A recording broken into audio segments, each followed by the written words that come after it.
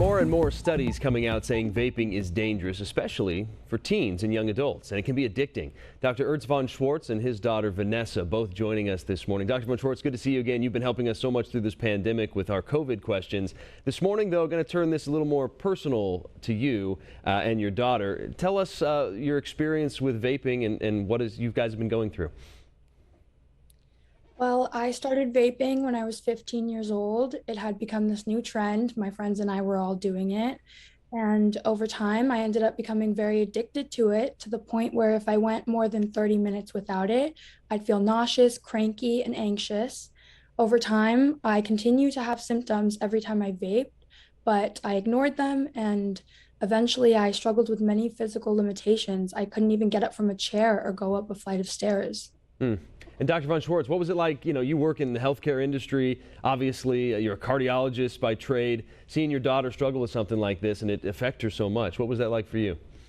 It's horrible. It's horrible. I mean, we know the health risk of vaping with regard to what we call the acute vaping associated lung injury. So we all have seen patients, young teens basically, come into the emergency rooms with lung failure, respiratory failure because of some inflammations in the lung. But now we learn more and more, it's more than that. There's gum diseases. There's systemic inflammatory responses caused by the chemicals, by vitamin E acetate, especially by these high doses of nicotine in the vaping products. And that obviously can lead to a systemic inflammation, meaning all over the body. And in Vanessa's case, she was diagnosed with something which is called dermatomyositis, which is something we usually see in older people. It's kind of an immune disease. It's like a reaction where muscle tissue and skin is affected and breaks down. It's a disaster. And they're telling people that vaping is a safer alternative to smoking. Obviously, you would kind of push back against that, right?